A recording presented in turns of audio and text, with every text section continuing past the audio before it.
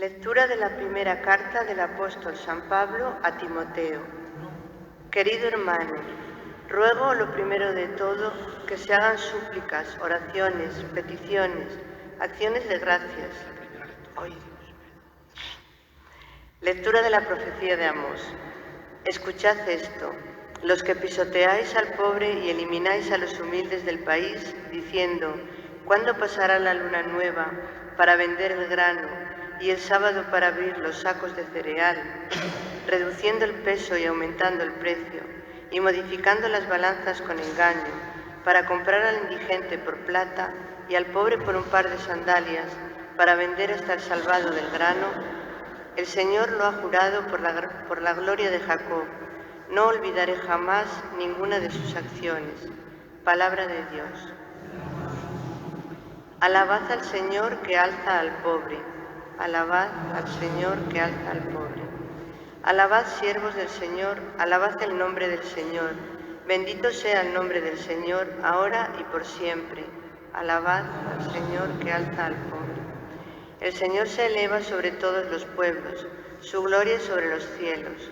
¿Quién como el Señor Dios nuestro, que habita en las alturas y se abaja para mirar al cielo y a la tierra? Alabad al Señor que alza al pobre.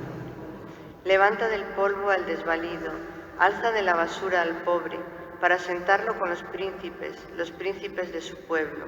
Alabad al Señor que alza al pobre. Lectura de la primera carta del apóstol San Pablo a Timoteo. Querido hermano, ruego lo primero de todo que se hagan súplicas, oraciones, peticiones, acciones de gracias por toda la humanidad, por los reyes y por todos los constituidos en autoridad, para que podamos llevar una vida tranquila y sosegada, con toda piedad y respeto. Esto es bueno y agradable a los ojos de Dios, nuestro Salvador, que quiere que todos los hombres se salven y lleguen al conocimiento de la verdad, pues Dios es uno y único también el mediador entre Dios y los hombres, el hombre Cristo Jesús, que se entregó en rescate por todos. Este es un testimonio dado a su debido tiempo y para el que fui constituido heraldo y apóstol. Digo la verdad, no miento, maestro de las naciones en la fe y en la verdad. Quiero, pues, que los hombres oren en todo lugar, alzando unas manos limpias, sin ira ni divisiones. Palabra de Dios. Aleluya, aleluya, aleluya. Jesucristo, siendo rico, se hizo pobre para enriqueceros con su pobreza. Aleluya, aleluya, aleluya.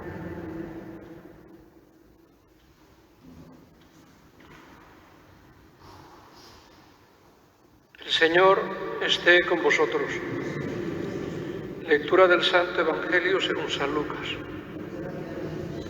En aquel tiempo dijo Jesús a sus discípulos: el que es fiel en lo poco, también en lo mucho es fiel. El que es injusto en lo poco, también en lo mucho es injusto.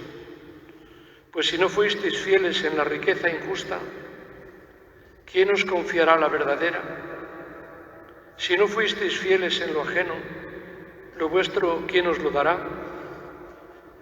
Ningún siervo puede servir a dos señores, porque o bien aborrecerá a uno y amará al otro, o bien se dedicará al primero y no hará caso del segundo. No podéis servir a Dios y al dinero. Palabra del Señor.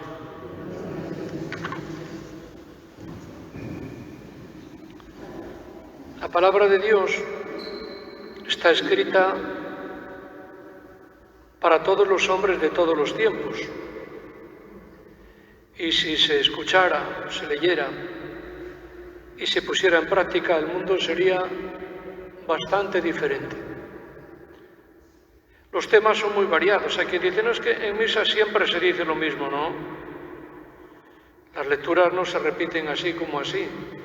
Las lecturas de los domingos cambian cada 3 años. Y las de los 10 de diario cada 2 años. Quiere decir que no se repite ni mucho menos. Y por eso salen a relucir pues, todos los temas importantes. Si hubiera que resumir hoy con 2 palabras de qué hablan las lecturas de hoy, yo no sé qué palabras habréis imaginado. pero es muy fácil. Hablan de economía, sí, hablaba de dinero, y de política, de los gobernantes, San Pablo a Timoteo. Por ejemplo, la primera lectura es del profeta Amós. El profeta Amós vivía en una zona donde había gente muy rica, sobre todo grandes terratenientes, que explotaban a la pobre gente. Les hacían trabajar de sol a sol, les pagaban una miseria. Dice, escuchad esto los que pisoteáis al pobre y lo compráis por un par de sandalias. Es decir, era una miseria, se aprovechaban de ellos. Y esto el profeta lo denunciaba. Decía que Dios eso no lo podía perdonar. Bueno, eso también existe en la actualidad, por supuesto. Lo que no se puede es, así, digamos, denigrar a los empresarios, a los que tienen trabajo, porque a veces bastante esfuerzo es ir sosteniéndose, ir pudiendo pagar a fin de mes. Pero está claro que hay también gente que abusa y que abusa mucho. Y un abuso muy grande que ojalá fuera, pero muy, muy castigado, cuando se abusa de los inmigrantes, de algunos inmigrantes que no tienen papeles y se aprovechan de ello, incluso con auténtica vejación y con desprecio. Hemos tenido casos recientes aquí en el Bierzo. Eso debería ser castigadísimo, abusar de la pobre gente. Esto no quiere decir condenar a los que ofrecen trabajo, no. Bastante buena labor hacen si crean puestos de trabajo y los tratan como merecen, pero también hay mucho abuso. Y eso no lo podemos negar. Y el profeta Amós, por supuesto, lo denunciaba. En el mundo actual empezó a cambiar, bueno, sobre todo a partir del finales del XVIII, XIX, con la Revolución Industrial. La gente que vivía en los pueblos acudía a las nuevas industrias. Fundamentalmente, pues eran siderúrgicas, también la industria textil. Entonces empezaron a surgir, incluso dentro de las ciudades, las grandes fábricas. Y también en los primeros momentos de aquel capitalismo naciente había un abuso enorme. Largas jornadas de trabajo, sueldos de miseria, sin ninguna seguridad social de ningún tipo. Bueno, era realmente deprimente.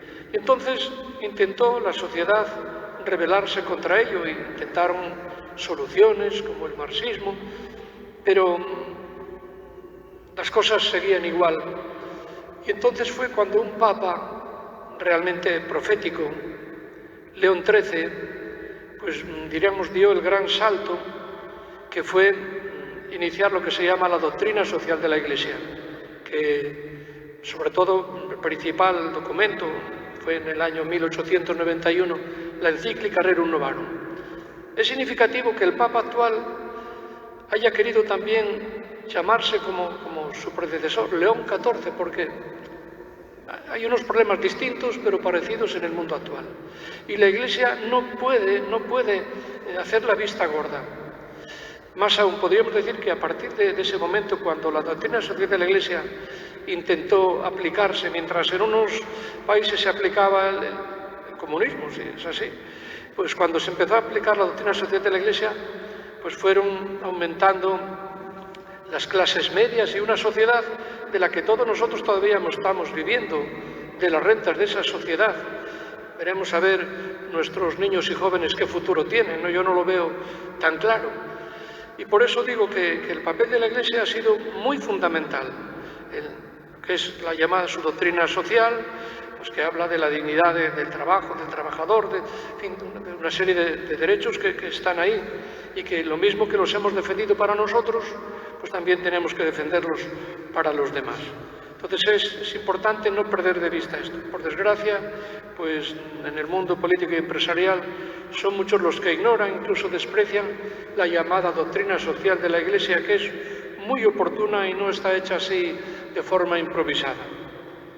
Pero también la segunda lectura saca el tema económico, pero de otra manera distinta. Es la parábola de aquel empleado, aquel administrador, que era muy tramposo. Y entonces engañaba al dueño, al empresario. Las cuentas, ya digo, eran muy tramposas, y entonces el señor estaba dispuesto a despedirlo. Él tenía que cobrar las deudas que tenían pendientes con el señor, y entonces a la gente, según iba viniendo, les iba engañando. Y si uno debía una factura de 40, decía, pues escribe 30 o escribe 20. Hacía más trampa todavía. Claro, aquí Jesucristo, cuando cuenta esta parábola, no es para invitar a la corrupción, no es para invitar a hacer trampas, sino que la idea que quiere destacar es que a veces pone el ejemplo de este administrador injusto.